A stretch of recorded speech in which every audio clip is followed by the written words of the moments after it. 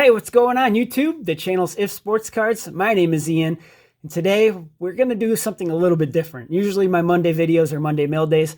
I don't have anything, but I've been wanting to do this for a while. I'm going to show you guys how I ship sports cards in the mail, as well as how I ship them without having to go to the post office. And it'll be cheaper too. I believe that every card, regardless of value, should be shipped securely. And over the last couple of years, I think I've gathered enough knowledge to be able to show you guys how to do that. I know this has been done numerous times, many. I bet every influencer out there in this hobby has done one of these videos. I haven't yet, but we're going to do it here today. I hope that you're able to take away something from this video, because if I can help one person, this video is totally worth it.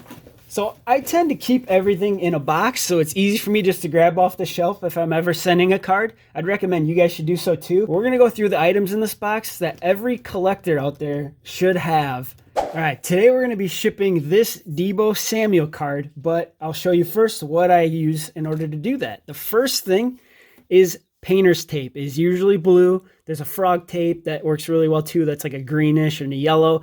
Those are the tapes you want to use. You do not want to use Scotch tape or masking tape or duct tape, anything like that. You do not want. It will leave residue on your cards. Use painter's tape. That is very important.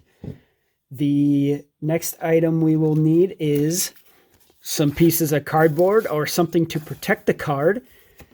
You can also use these fillers if you have those laying around, or, kid reporter cards. Those could work too if you have those sitting around. And I know you guys have base cards laying around that you don't need or care really all about, so you could use that too. But I typically cut out a whole bunch of different squares of cardboard.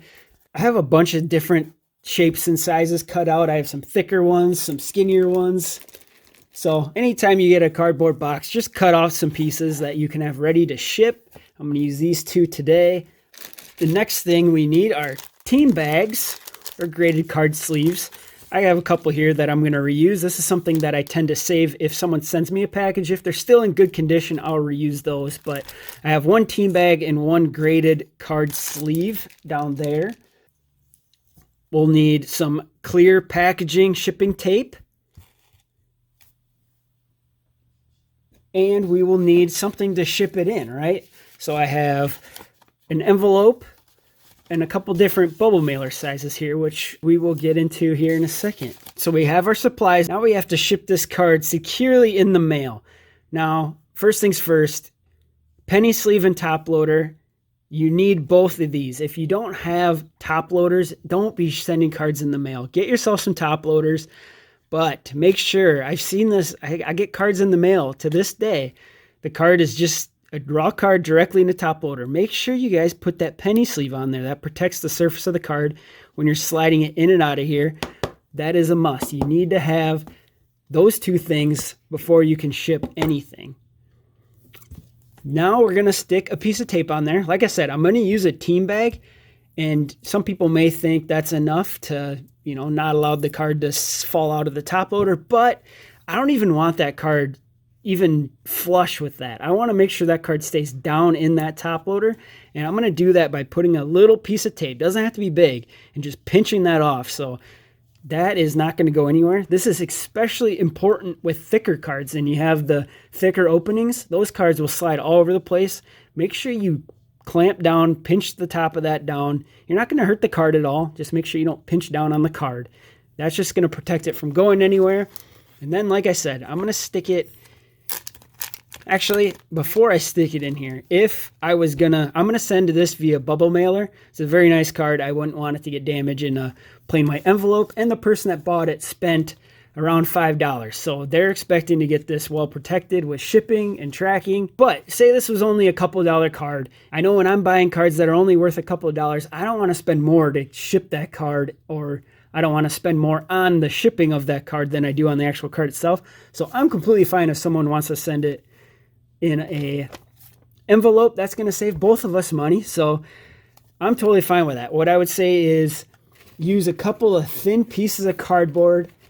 If you have it like this is pretty thin. It's not going to add a lot of weight or thickness to your package, but we'll just use these kid reporters. I'd probably put 2 on each side at least. Just something thin, and I would stick it in the team bag. Let's get that last kit reporter in there. Just as a little bit of added protection. And then you slide that in your envelope. You don't want an envelope that's too big because it'll just slide around there. You want something that's no more than, like, I think this is 6 inches. And yeah, I would peel this backing, stick it on there. If I got an eBay tracking for 51 cents or whatever that costs nowadays, I would cut that out so that it fit on the front of this card, and I would use 2 pieces of this tape across the length on the top and bottom, and I would leave a little overhang on each end so that I can fold it over on the back side and keep this flap down. These envelopes are going to go through machines as long as it's flat and there's no catching edges or anything like that. It'll be just fine. It should be just fine in the mail, and it should get to you safely for not a whole lot of money. But like I said, I am shipping this in a bubble mailer today. So what I would do, I mean, I could leave these kit reporters in there, I suppose. Why not? We'll leave it in there. What I tend to do is I'm using cardboard. I'll put cardboard on here. And I have all these graded card sleeves. Say you don't have any of these or you don't want to use these, you can just tape the outsides of this closed and you'll be just fine. But I have a ton of these graded card sleeve bags. Like I said, I have them left over. So I'm going to use this.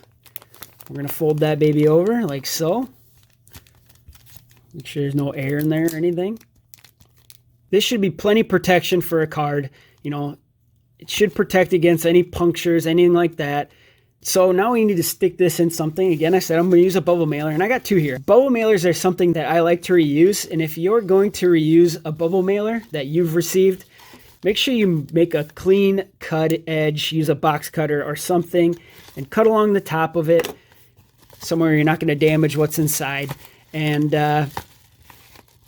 you can easily reseal this with a piece of tape and reuse it. This one's a little big, so I'm not going to use it. But say this is what I only had. I would want to stick this in so that I could fold it like so, and it wouldn't allow that card to slide around. You don't want it in here sliding all about. I mean, that's just going to increase the chances of something getting damaged.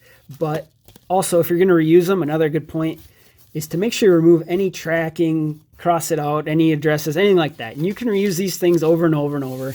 You know, once they get to a certain point, you might have to throw them. But for today, I'm just going to use this 4x, I think it's a 4x8. I purchased, I think, 50 of these for about $11 on Amazon. You can get colored ones too if you want. I will put links in the description box below for you guys. But this is what I use. They cost about 22 cents a piece. You can get them for cheaper if you're willing to order about 500. You can go to uline.com and get 500 of them for about 15 cents a piece. But like I said, between me reusing them, and I don't sell a whole lot of stuff, so I don't need 500 of them. But we're going to pull the sticky tab on there. We got the card in there, and we're just going to close that baby. So now this thing is secured. Make sure to press that down so that it's not going to, you know, open up on the way shipping. But this thing's ready to go. But we're missing one thing, right? We need to put some sort of postage on here. Now, I'm going to show you how to do that if you're not purchasing off eBay or anything like that. This is how you can pay for postage and print it off yourself when using a bubble mailer from your house. I use paypal.shipstation.com in order to send my packages without having to go to the post office. This will require a PayPal account, so if you do not have one already, you will have to sign up for one. But if you buy or sell on eBay or really anything, a lot of you probably already have a PayPal, so this shouldn't be a big deal for you guys. But you can see here we have a create new quick label. So I'll just click on that. Gives you a little instructional here, which will be helpful. But I want to talk about this first. I ship from my P.O. box, which I have here. It'll automatically load in there. I also have my home address and stuff that's automatically saved and tied to my PayPal account. But let's go into here and here, we'll get out of this. So we need a ship to address. current resident, we're just going to make something up. We're going to send this to George Kittle. And the address, we're going to go 123 Niner Way. This is made up, guys, trust me. I think he lives in Nashville. That is in Tennessee, last I checked. So we'll put Tennessee.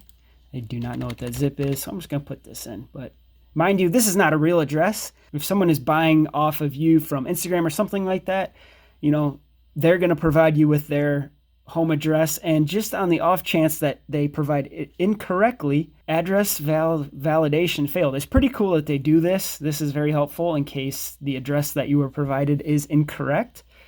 I'm going to proceed with this address knowing full well this is not a real address. So I got my address in there. I got where I'm sending it. You can put a little note in here, you know, thanks for the purchase. Whatever you want. Now we go down to the custom package. Like I said earlier, your bubble mailers are going to be 4x6 at a minimum, which is just fine. I have 4x8, so I go length 8, width 4, and I put just 1 inch for height. Usually your packages aren't going to be much more than that. Weight, I'm going to say I'm going to send a 3-ounce package. Now you guys might not have a scale at home, which is fine. I'll give you some safe assumptions here. A Card Plus, a top loader, weighs 0.3 ounces, so not a lot of weight, but you combine that with an envelope, bubble mailer, cardboard, that sort of thing, you know, it all adds up. But a safe assumption is a bubble mailer, anything from 1 to 5 cards, you're going to be just fine at 3 ounces. And anything more than 5 cards in a bubble mailer, I would bump that up to probably 4 or 5. I think the price is going to be exactly the same. You can mess around with it, which we'll do here. But delivery confirmation, this means just tracking. We'll go delivery. And if you want to insure your package, this is where you'll put that, but I'm just going to leave it as is right now. Let's calculate the rates. And look at this. Media mail is typically for books, manuscripts, recordings, whatever. Sports cards don't fall under that umbrella, and maybe you can get by with saving a few cents doing that, but I typically go with the first class mail, which is what you're going to, if you went to the post office, that's what they're going to send it out as. A little bit quicker, but I can guarantee you if you go to the post office and you select this, you're going to be paying $4 or $5 versus $3.37. So you're going to be saving yourself some money, and you don't have to go to the post office, which is great. Let's just see here if I put in 5 ounces, calculate that. See, it went up just barely, just barely. I bet 4 is exactly the same. Okay, so 4 actually is the same as 3, so I would go, you know, with the highest one you can get for that price range. Say you want to insure your package for $50. Let's calculate that. We were at $3.37 before. Let's see how much it costs to insure. It shouldn't be a whole lot. So, you know, a couple bucks to protect your value here of $50. But whatever you decide to do, you'll purchase the label and print it off, and you should be good to go. Oh, now you guys have a printing label, whether it was from eBay or PayPal ShipStation. Either way, you can get the job done from home. So here I have my shipping label. When I do cut these out, there's usually a little bottom piece here that's blank. I usually cut that out and do not include it in here for a reason I'll show you in a second. I'm going to now use my packaging tape to adhere this to the bubble mailer. And I found if I cut that little extra piece off, I can use 3 strips going horizontally, just perfect. Otherwise, I have to use 3 strips going up and down, and you have quite a bit of overlap. So you have some wasted tape there. And, you know, tape costs money, and you don't need a whole bunch of tape on a package to make it safe. To be quite honest with you guys, I don't like when a whole bunch of tape is on a package because it just makes it that much more difficult to get inside of it. I got to use knives and all kinds of stuff to get inside, and that is not ideal. So, like I said, I usually put one at the top, one at the bottom, and you want to make sure that you have this paper label completely covered in tape because it does tend to rain outside, or you know, if any of the weather elements get underneath that and touch that paper label, there is a chance that it could get ruined, and you do not want that. So there we go. I used 3 pieces of shipping tape to adhere my label to my bubble mailer. And one last thing I like to do, just because I have it and I don't know what else to do with it, I put a little stamp on there just in case that label were to come off.